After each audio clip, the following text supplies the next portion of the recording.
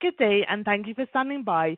Welcome to the ASML 2023 first quarter financial results conference call on April 19th, 2023.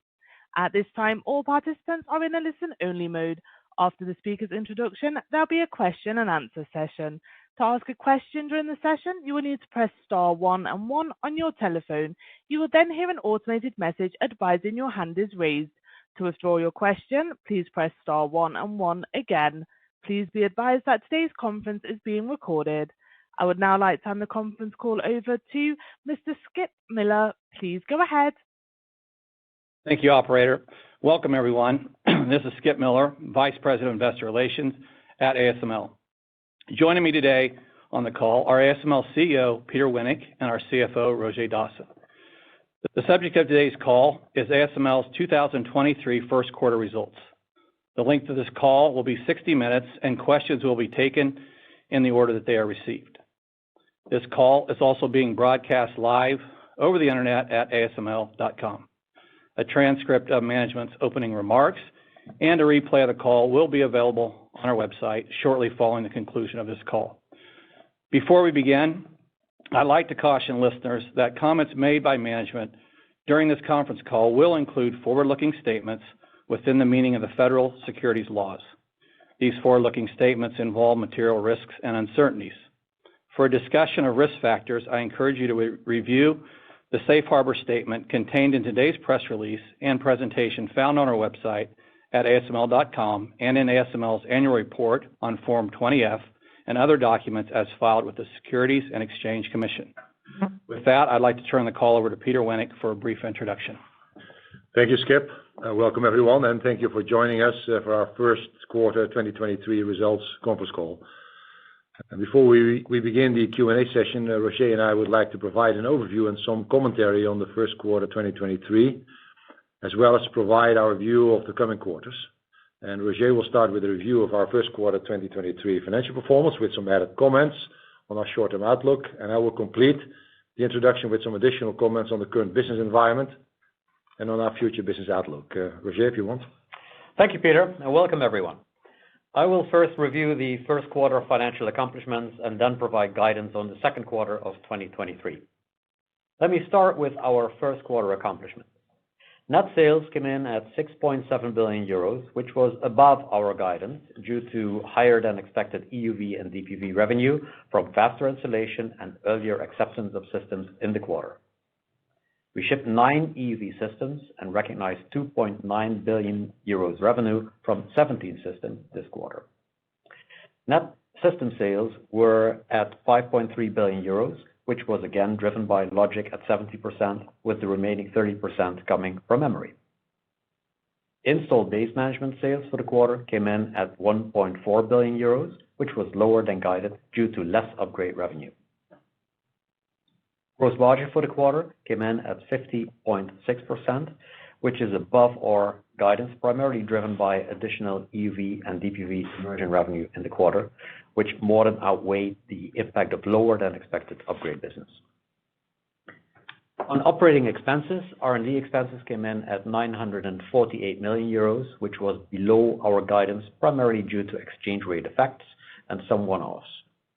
SG&A expenses were 260 million euros, also lower than guided, primarily due to lower IT spending and timing of headcount additions. Net income in Q1 was 2 billion euros, representing 29% of net sales and resulting in an EPS of 4.96 euros. Turning to the balance sheet. We end the first quarter with cash equivalents, and short-term investments at a level of 6.7 billion euros. Moving to the order book, Q1 net system bookings came in at 3.8 billion euros, which is made up of 1.6 billion euros for EUV and 2.2 billion euros for non-EUV bookings. These values also include inflation corrections. Net system bookings in the quarter were driven by logic with 79% of the bookings, while memory accounted for the remaining 21%. Bookings are lower than in previous quarters, which is not unexpected given the current environment, particularly taking into account our backlog at end of Q1 of around 39 billion euros, which is almost 2 times this year's system sales. With that, I would like to turn to our expectations for the second quarter of 2023. We expect Q2 net sales to be between 6.5 billion euros and 7 billion euros.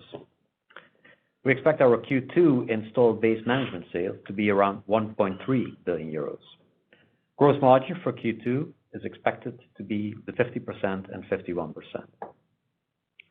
The expected R&D expenses for Q2 are around 990 million euros, and SG&A is expected to be around 275 million euros. The higher R&D guidance is primarily due to investments in support of our continuous innovation as we further extend our product roadmaps and improve our installed base performance.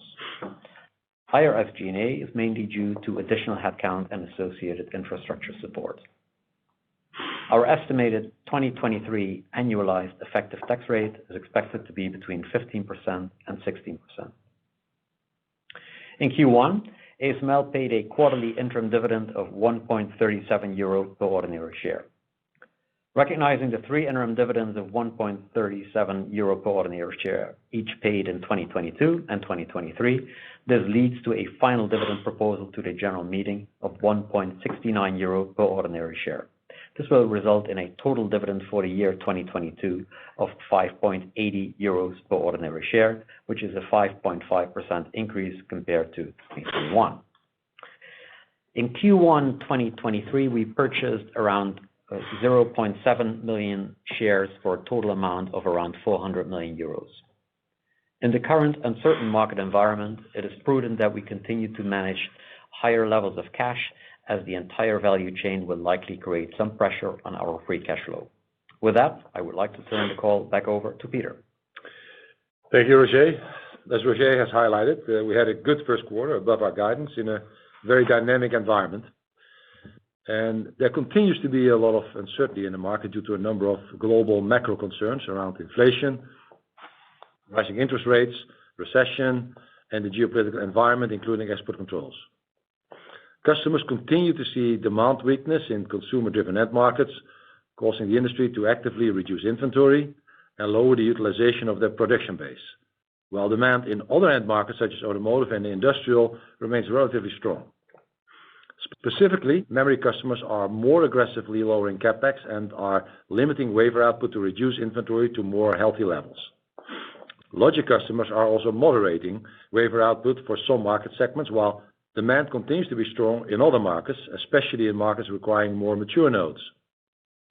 Despite this, both logic and memory customers are still following their technology roadmaps and continue making strategic technology investments. As a result of this market dynamic, we do see customers making adjustments to demand timing relative to last quarter. However, we also see other customers more than willing to absorb this demand change, particularly in Deep UV. For example, Chinese domestic customers focusing on mid-critical and mature applications, which make up over 20% of our backlog at the end of Q1, are now expected to grow to a similar allocation of our system revenue this year. After taking these demand adjustments over the quarter into account, our systems demand still exceeds our capacity for this year, albeit by a smaller margin in the last quarter.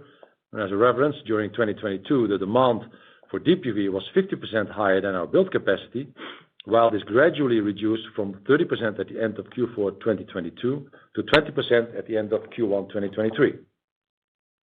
As Roger mentioned, we saw orders moderate in Q1 after several quarters of very strong bookings.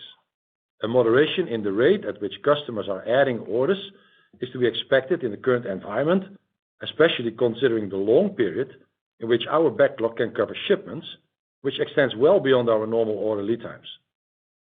With regard to our total system capacity, we are still planning to ship around 60 EUV systems and around 375 Deep UV systems in 2023, with around 25% of the Deep UV systems being immersion. We currently see no change in our full year outlook as provided last quarter. As a reminder, we expect EUV business growth to be around 40% over 2022 and non-EUV business growth of around 30%.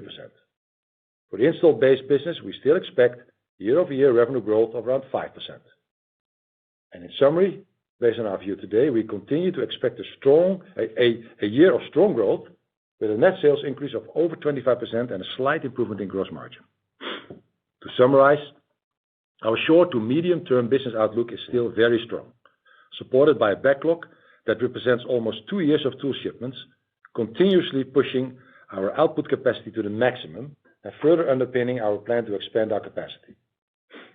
On the geopolitical front, as it relates to export controls, we're still waiting for the Dutch government to publish further details on the export control restrictions. These new export controls focus on advanced chip manufacturing technology. Due to these upcoming regulations, ASML will need to apply for export licenses for shipments of the most advanced immersion DUV systems. And as we've said earlier, we interpret most advanced to pertain to TWINSCAN NXT 2000i and subsequent immersion systems. And it will take some time for these controls to be translated into legislation and take effect. Based on the announcement last month, our expectation of the Dutch government's licensing policy, the current market developments, and the way we model our longer-term scenarios, we do not expect a material effect on our 2023 financial outlook or on our longer-term scenarios as announced during our Investor Day in November last year. And despite the clear shorter-term cyclical concerns, the longer-term global mega trends we talked about at the Investor Day are broadening the application space and fueling demand for advanced and mature nodes. Secular growth drivers in semiconductor end markets and increasing lithography intensity on future technology nodes are driving demand for our products and services. In summary, while there is clear uncertainty in the current environment, our customers' demand for our products continues to exceed supply. We had a good start to the year, and based on our view today, we continue to expect another year of strong growth. ASML and its supply chain partners continue to work on the capacity ramp in support of our customers' demand, and we remain confident in our long-term growth opportunity. With that, we'll be happy to take your questions. Thank you, Roger and Peter. The operator will instruct you momentarily on the protocol for the Q&A session. Beforehand, I'd like to ask that you kindly limit yourself to one question with one short follow-up if necessary. This will allow us to get to as many callers as possible. Now, operator, could we have your final instructions and then the first question, please? Thank you. As a reminder, to ask a question, you will need to press star 1 and 1 on your telephone and wait for your name to be announced. To withdraw your question, please press star 1 and 1 again. We will now take your first question. One moment, please.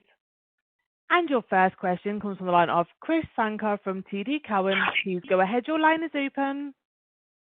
Yeah, hi. Thanks for taking my question. I have two of them. First one, Roger, I understand your backlog is still pretty healthy, but the order run rate is definitely slowing. So kind of curious how to think about calendar 24 relative to 23. If the order run rate continues to decline, is there a risk that calendar 24 could be flat to down year for you? And then I had a follow-up for Peter. Well, let me reverse it. I will answer that question, and perhaps Roger can answer the second one. Great. Yeah, I think you asked a question on 2024. I think we already mentioned it. The backlog is particularly strong, which of course is the result of very strong order intake over the last couple of quarters. Now, and when we look at 2024 and we have our long-term discussion with our customers, the demand for 2024 clearly shows an increase in terms of tool shipments and therefore sales as compared to 2023. Now, a significant part of that is already booked.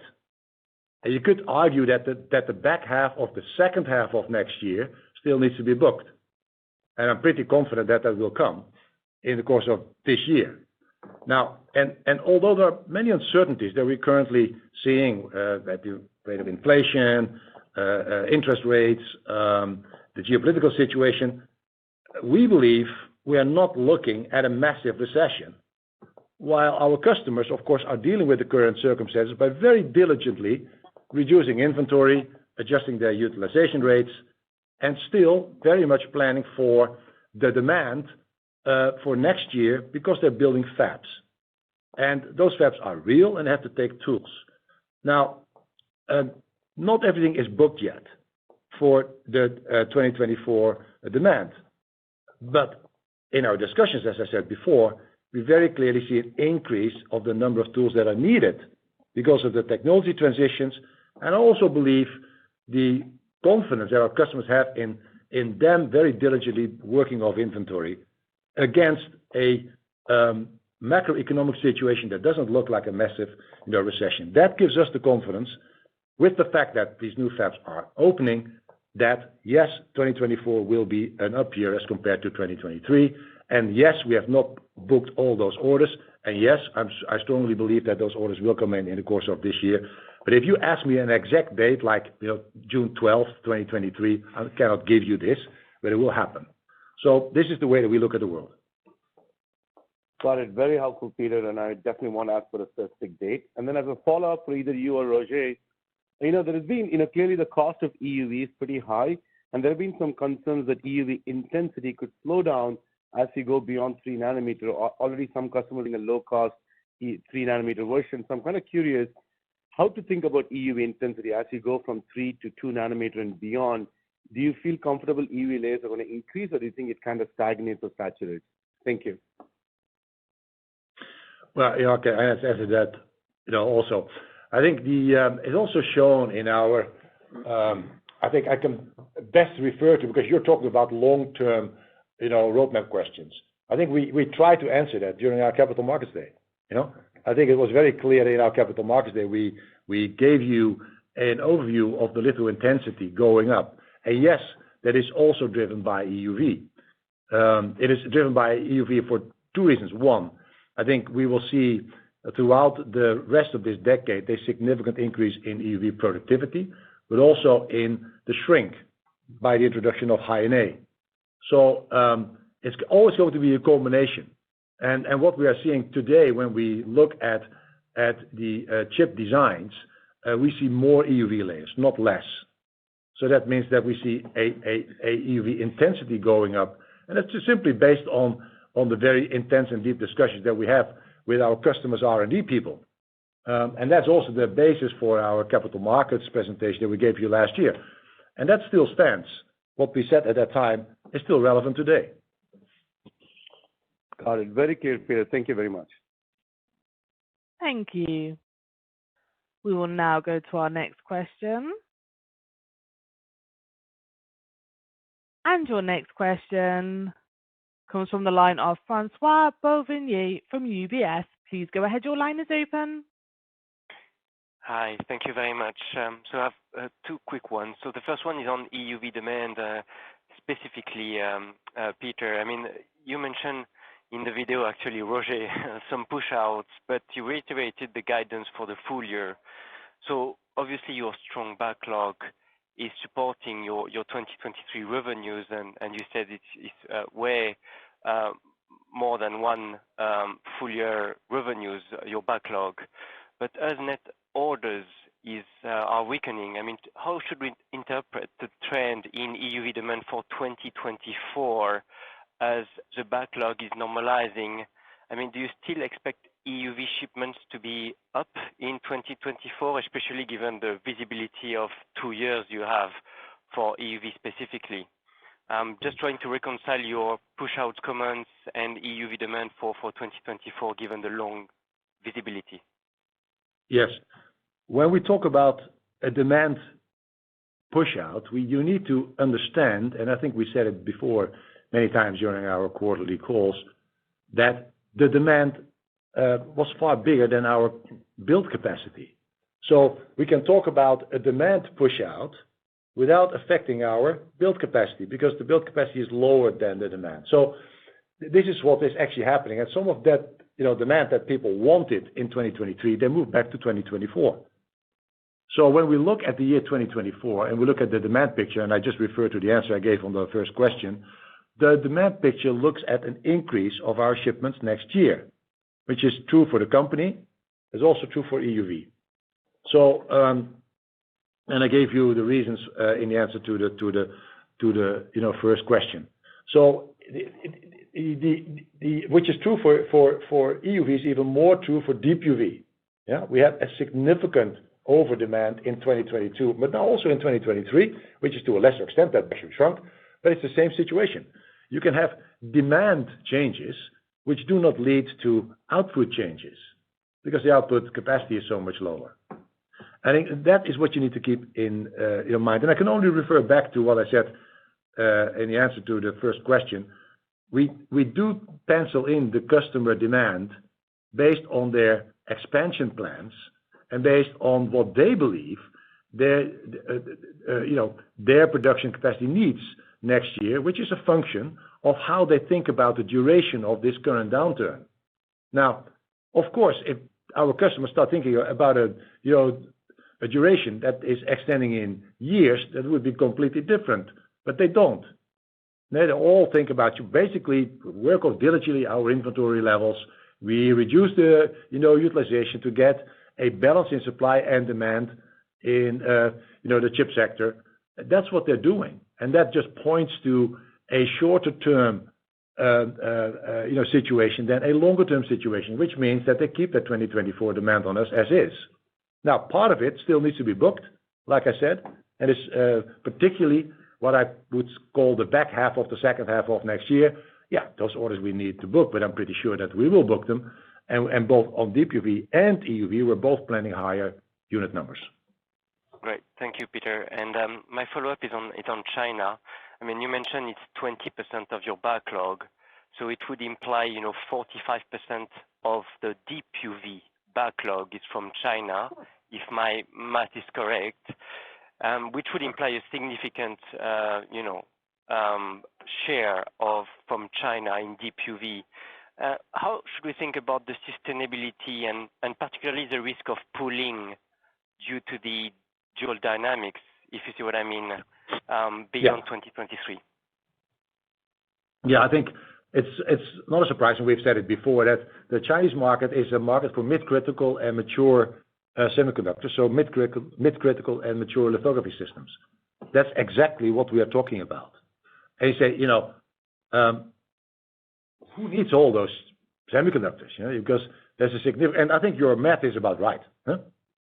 And that means that for our mid-critical and mature semiconductors, which are outside the realm of the export controls, because that's on advanced immersion, the demand for those semiconductors are significant. In the discussions I've had with one of the Chinese end customers, which is not a semiconductor maker, it's a product maker. As a matter of fact, they make electrical vehicles. If you think about the increase of number of electrical vehicles that will be produced in 3 to 4 years from now, you need multiple 28 and 45 nanometer fabs, multiple, and it's more than a handful. Those fabs are not there; they need to be built. Yeah. So I think this is something people underestimate, how significant the demand in the mid-critical and the mature semiconductor space is, and it will just grow double-digit. Whether it's automotive, whether it's the energy transition, whether it's just the entire industrial robotics area, where those are the sensors that we actually need as an integral component of the AI systems. This is where the mid-critical and the mature semiconductor space is very important and needs to grow. And this is where China is very strong. Yeah, and this is why, there could be 40 to 50% of our DUV backlog. That's what it is. Great. Thank you very much, Peter. Yeah, thanks. Very clear. Thank you. We will now go to our next question. And your next question comes from the line of Amit Harchandani from Citi. Please go ahead. Your line is open. Thank you. Hello, everyone. Amit Harchandani from Citi. 2 questions, if I may. My first question is with regards to the logic end market. You've talked about some moderation there.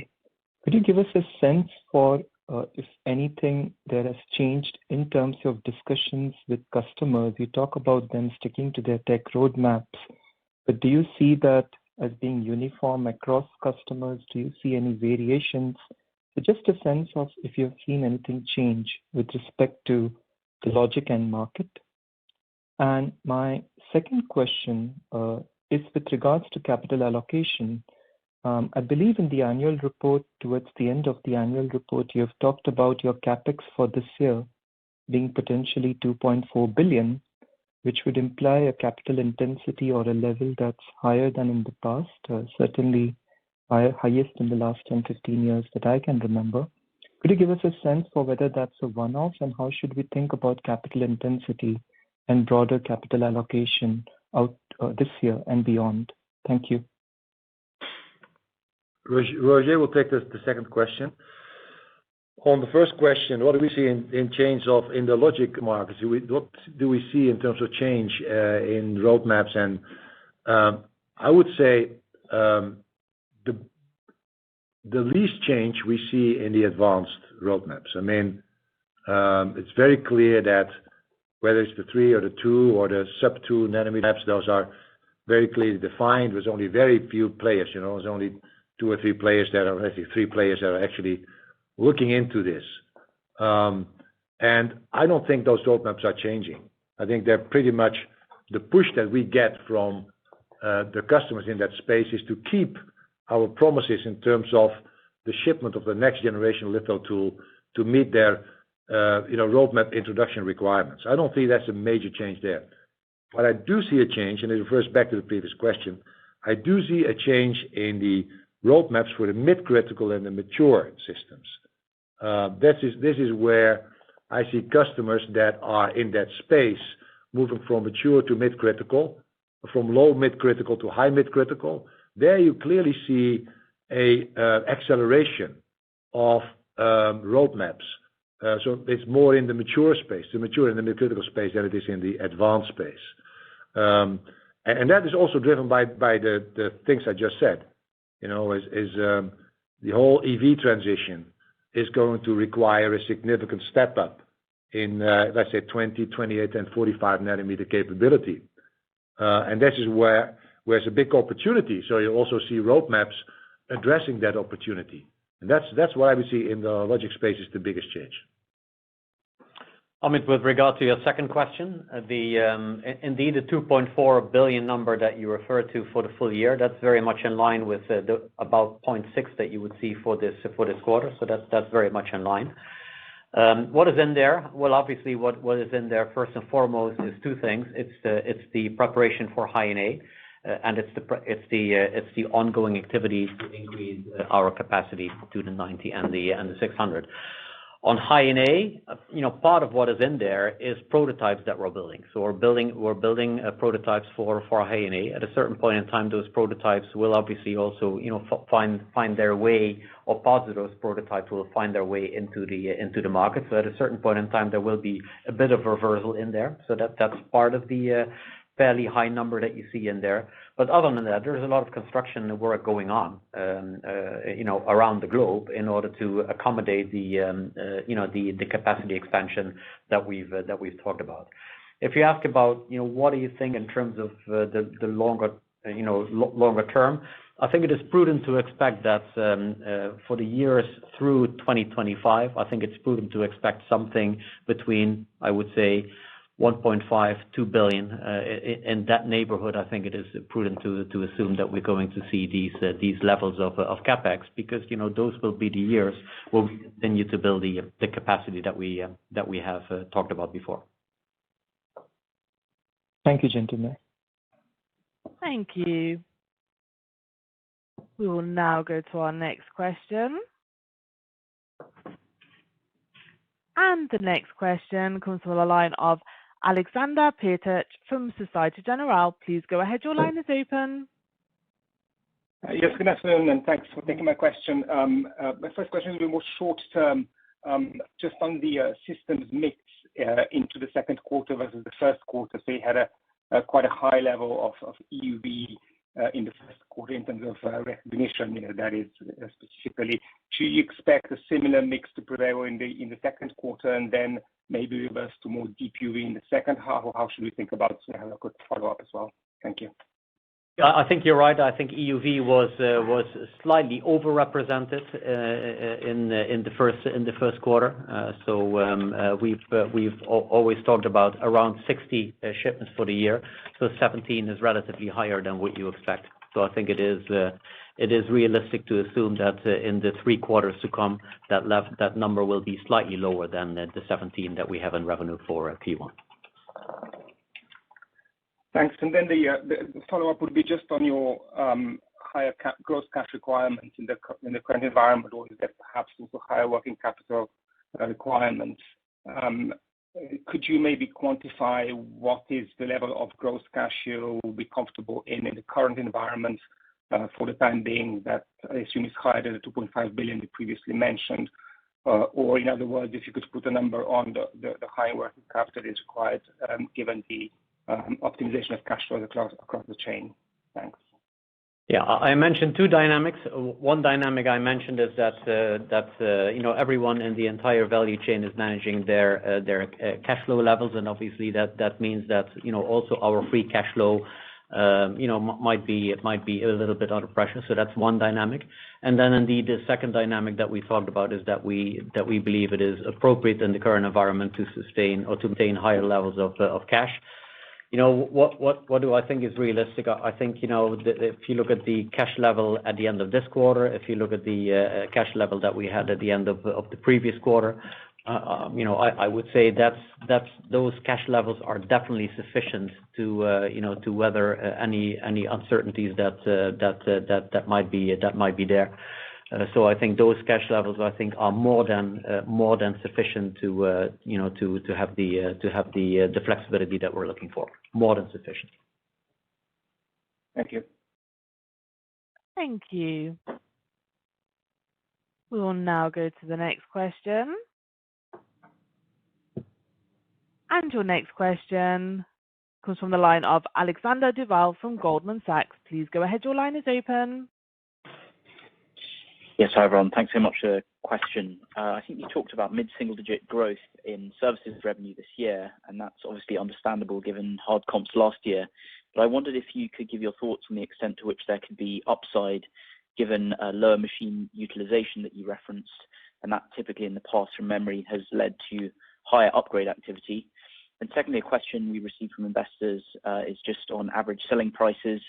You obviously talked about some weakening semi-fundamentals, which you've characterized as being shorter term in nature, but just curious to what degree that could limit your ability to increase ASPs and offset some of those cost pressures you've talked about in recent quarters. Many thanks.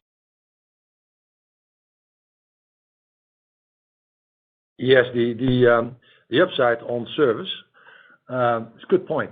I mean, what you generally see is that while if there's an upturn, of course we don't get the sufficient time to take down the machine and then do the upgrade, and that software upgrades are of course easier, but any prolonged down of a machine in an upturn is a disaster for the customers, so they don't want to do that. So you're absolutely right. And in a downturn, we do have that because the utilization goes down. Well, in the beginning of such a downturn, when the utilization goes down, budgets that customers are going to allocate to do the upgrades are also going to go down. So what you generally see, and this is why there is an upside in H2, they were all right, and we are all looking at this as a shorter term downturn, whereby towards the end of the year you will see the signs of a recovery. Then customers will start scratching their head, and we will push it and say, listen, you're still not at 100% utilization, but you're probably going to get there in 1 or 2 quarters. So you have to do this now because you can see the upturn coming. I mean, this is the time when we actually push the basically the upgrades, and that's an upside. That is definitely an upside. So if our customers work through this inventory glut today, and they see this upturn coming, they see the utilization rates going up again, that's the time when they want those upgrades. And you can rest assured I will be there to actually remind them of this. So yes, and then the ASP, the limitation because of cost.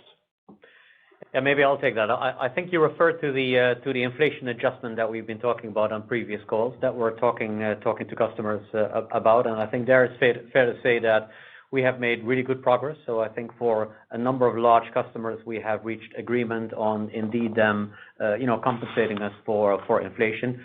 Not with everyone yet, so we're still in discussions with some, and we hope to be able to conclude those discussions actually in this quarter.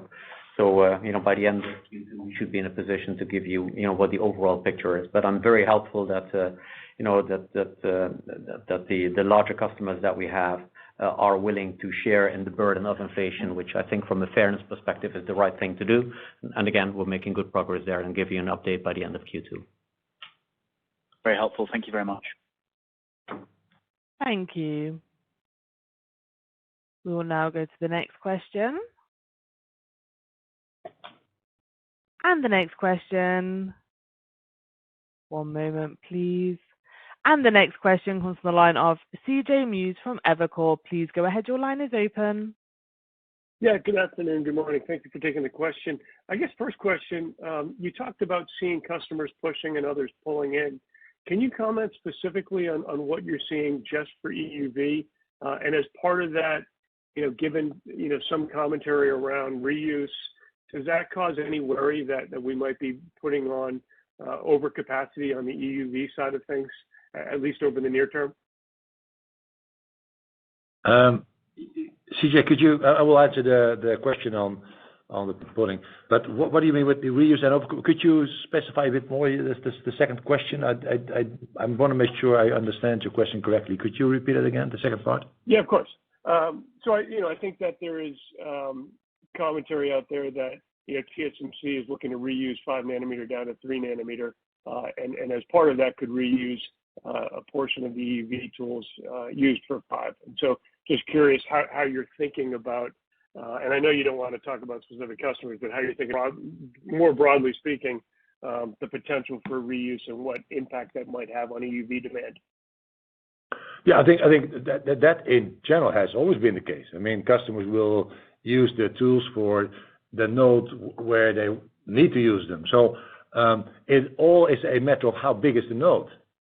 I think if the 3 nanometer node or the 5 nanometer node is smaller or is bigger, that will drive the demand for the EUV tools. And customers are like us, business people. They will allocate their capital that they have on the balance sheet wherever they see fit. So, but it's more a question of how big are those nodes? Yeah, and we currently believe, when we listen to the customers, that they believe the 3 nanometer node is a very big node.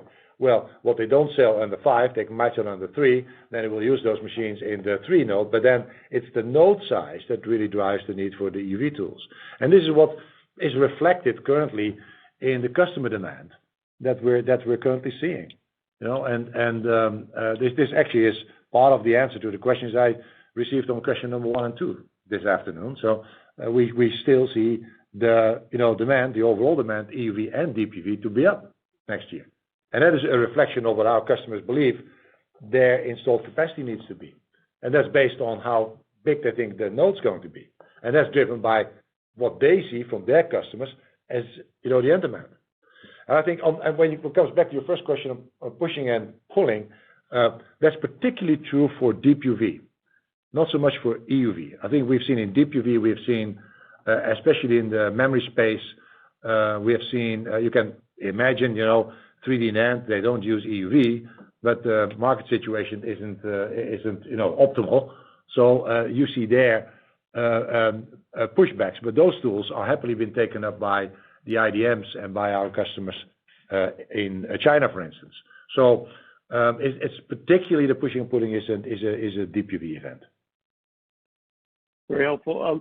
And just a quick follow-up question on domestic China. I think you said 20% of calendar 23 revenues. Can you confirm that? And if that's right, then roughly 50% of your non-EUV tool business will be domestic China in 2023. And so the question there is, how sustainable are the demands there beyond 2023? Well, I think the math is correct, and I think it was one of our other analysts asked the same question. Yes, I think the 45% is about right. The 45 to 50% is about right. I think it's very sustainable. In my latest trip to China, I spoke many customers and also some end customers, and the expansion plans, especially when it comes to issues like the EV transition, when it comes to the rollout of the communication networks, when you talk about the energy transition, That's all in that mid-critical to mature domain. And the number of end products that they are planning to produce is significant. And the semiconductor capacity base to support that is not there yet. It's being built. And this is why I think it's sustainable. I think we're underestimating. I sound like a broken record, I suppose. I think we're all underestimating the end demand for mature and mid-critical semiconductors. The application space for those semiconductors is so wide. And every time, you could say, well, I'm not biased because I've been there now very recently, and I talk to those customers and those end customers, but I'm convinced that is needed. And so I think it's very sustainable. Also, when I look at the expansion plans in the major centers in China, whether it's Beijing or Shanghai or Shenzhen, those fabs will be there. The end markets are there, and there's going to be a lot China for China. So I think it's sustainable. But again, it's my view based on my latest visit. Thank you. Thank you. We'll now go to your next question. And your next question comes from the line of Mehdi Hosseini from SIG. Please go ahead. Your line is open.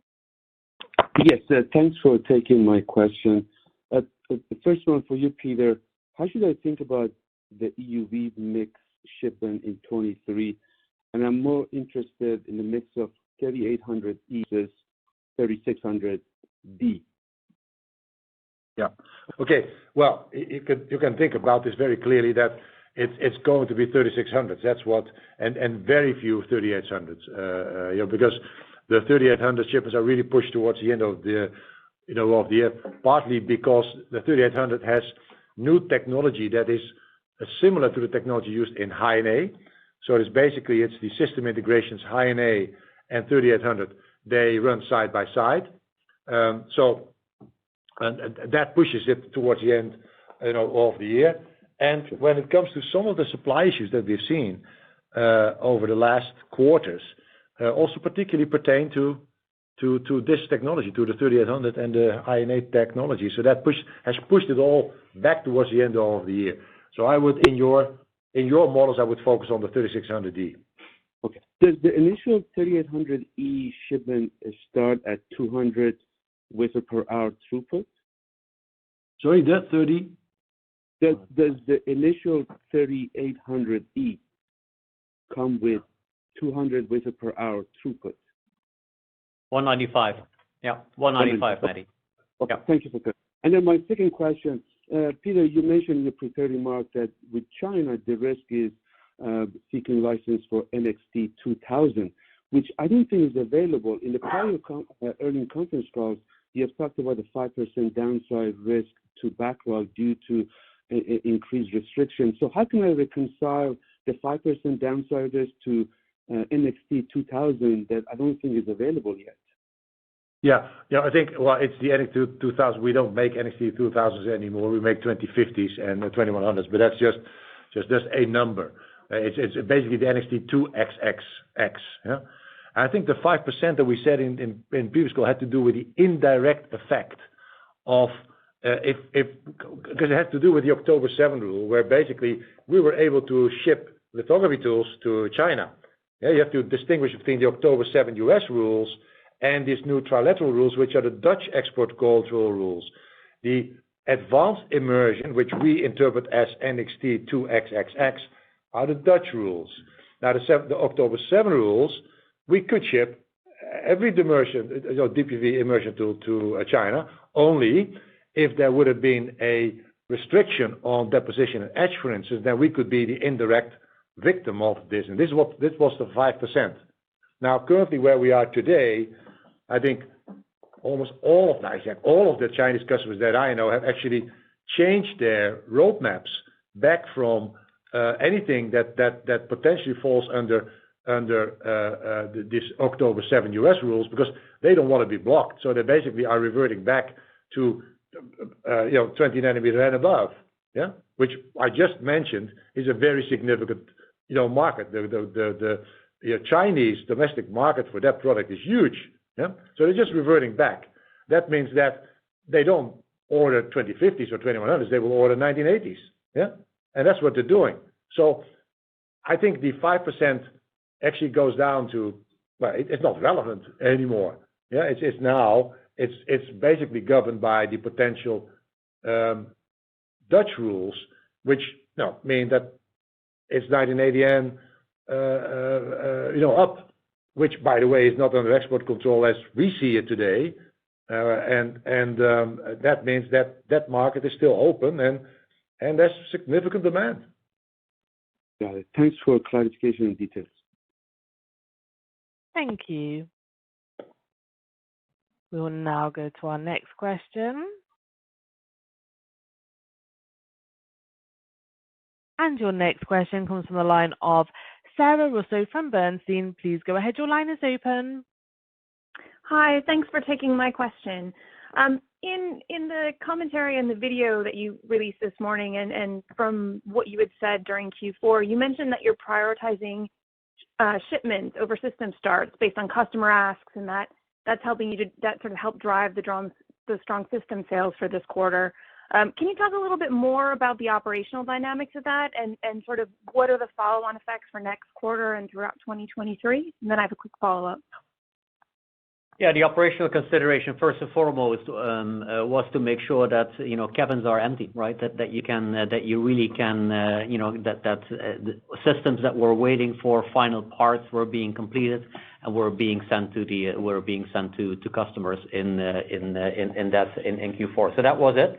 We really wanted to make sure that both based on customer demand and on getting cabins clean, getting all the inventory records clean. That was the reason why we did it and why we really prioritized the shipment over starts. So that indeed does have an impact then on the output and therefore the shipments in Q1. And that's what you see. I think in all likelihood, what you will continue to see is that in the quarters to come, you will see output go up again. And there you will see output go up again, also commensurate with the increase in capacity that we're having. So that's in all likelihood what you're going to see in the quarters to come. So if nothing changes on the revenue recognition for fast shipment, we talked about that on prior calls. Then in all likelihood, what you're going to see is that the 1.5 billion that were now lower in terms of fast shipments carrying from Q1 into Q2 versus the what we receive from Q4 into Q1, that 1.5 billion, you might expect that we are going to over the next 3 quarters are going to build those, and as a result of that, have more output in those quarters for that 1.5 billion in comparison to the revenue that we recognize. So that again, by the end of the year, we would be back to the 3 billion.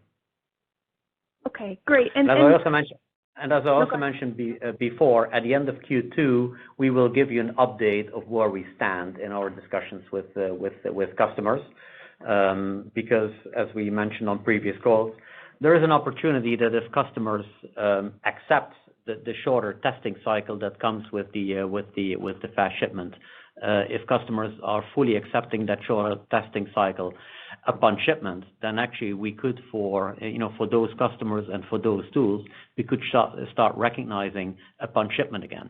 And that would mean that the fast shipment saga, at least for those customers, will come to an end. And that would mean that, in fact, we could start recognizing upon shipment again. If that's going to be the case, then the 3 billion would be lower by the end of the year, but it would also mean that in all likelihood revenue during this year will be up.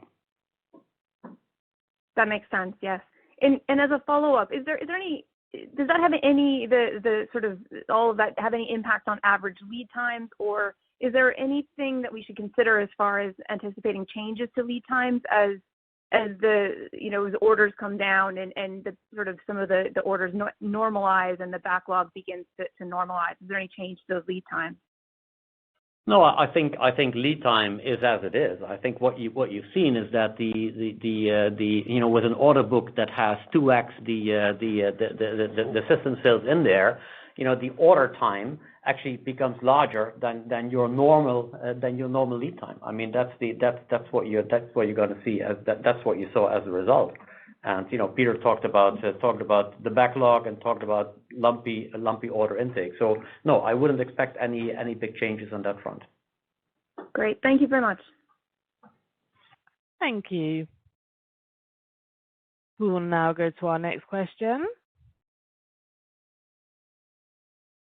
And the next question comes from the line of Sandeep Deshpande from JP Morgan. Please go ahead. Your line is open. Yeah, thanks a lot for letting me on. My question, Peter, is more about the latter half of this year into 24. In a scenario where things remain like this as they are today to the end of the year, how do you see things playing out? Sorry? Sandeep. Hello, can you hear me? Yeah, I can hear, but I did hear some background noise. So you basically, what if what we're seeing today goes into the second half and goes into 2024? No, into the second half. Yeah. Yes, that's correct. Yes. Yeah, I think if it's just the second half, it's going to be the second half. We just are in this period for 1 or 2 quarters more. Yeah. But that's it. Ultimately, what drives the demand is the ultimate belief that our customers have that for 2024 and 2025 they need that capacity. Yeah. Now this is all driven, like I said earlier. We are not looking at a massive recessionary environment. We're looking at a downturn. Almost you could say it's a typical downturn situation in the semiconductor industry, which actually hasn't happened for a large number of years.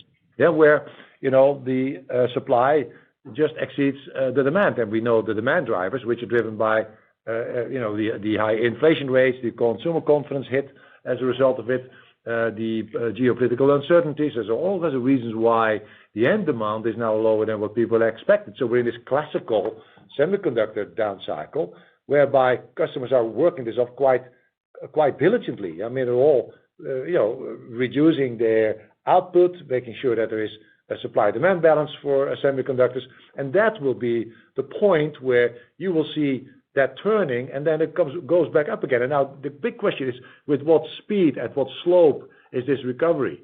That's your question. Well, I don't know, but what I do know is that nobody thinks about this massive recession. Yeah, and we do see that elements like lower inflation rates will actually help the consumer confidence. We do see growth rates in China are a bit better than we expected. So there are all kinds of potential positives that will drive the 2024 demand. That's ultimately what we are looking at together with our customers. We just have to work through these couple of quarters where we are where we are today, and that could last as another 1 or 2 quarters longer. But that in given one, when you look at our backlog, look at our longer lead times, that's not a major issue to us. We're just going to grow next year the way that we look at it today.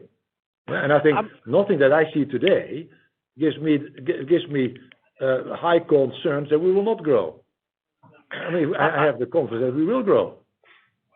I mean, one quick follow-up on that would be on EUV. I mean, given the long lead times for EUV, would you not be soon having to get in the orders for EUV by the end that will ship in 24 by in the next couple of quarters? Because otherwise, you will not be able to be ready for those shipments as such, because you don't have all of that in your backlog today. Correct, Sandeep. I mean, like I said, on the back half of the second half, you could say Q4-ish of next year, we still need the orders. Well, we need to get those orders in for over the next 1-2 quarters. Yeah, and I think that is going to be indeed something that we're going to discuss with our customers, and that's an expression of their confidence that they need those machines by that time. So yes, the next couple of quarters we're going to see some of that, and if it doesn't come, then probably those customers have different views in a couple of quarters from now than they have today. We'll just see at that moment in time what it is. But at this moment in time, that's not the case. Yeah? So I'm pretty confident that we will book those orders, because yes, you are right. We don't have all the orders yet for 24 or for early 2025 for that matter. Huh? Thank you, Peter. All right, we have time for one last question.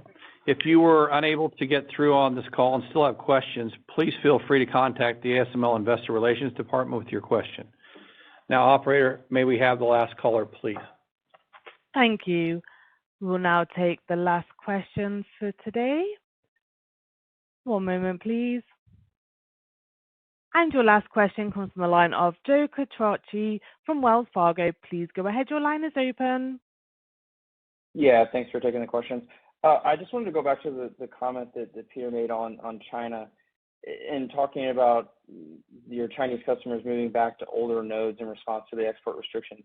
Is that to assume that then the Chinese memory customers, I guess, have stopped taking lithography tools? Sorry, with that top, that the Chinese memory customers. Well, if you, yeah, you know that for 3D NAND, you don't need advanced, immersion. And yes, they will be challenged by the fact that they cannot get advanced DUV in DRAM. That will be it. They'll just have to figure that out. I mean, they still want what they can get, so mid-critical immersion, which I don't think is going to present them a problem looking where their roadmap is today. It's not going to give them a problem today. But if you have a roadmap and you want to go further in 3 or 4 years from now, yes, you do have a problem. You should not forget that the Chinese memory customers, especially DRAM, are absolutely not at the let's say, roadmap execution phase as the leading DRAM makers. They are still behind. So what they can buy under the export control rules will help them today. But yeah, they'll have to find different solutions. And I'm not a semiconductor manufacturing or design expert, but they have to either find a solution or they have to stay where they are today. Got it. That makes sense. And then just a quick follow-up. How do you think we think about the OpEx trajectory for this year? You kind of referenced maybe a little bit more prudent capital spending management, but any change in the OpEx trajectory? No, I don't think so. I think you see the direction of travel on both R&D and on FG&A. And I think there about 19% of revenue would be a good take, I think, for the full year. You see what we have on Q1, you see what we guide for Q2, so that gives you a good indication, I think, for what to model for the second half of the year. Perfect. Thank you. All right. Now, on behalf of ASML, I'd like to thank you all for joining us today. Operator, if you could formally conclude the call, I'd appreciate it. Thank you. Thank you. This concludes the ASML 2023 first quarter financial results conference call. Thank you for participating. You may now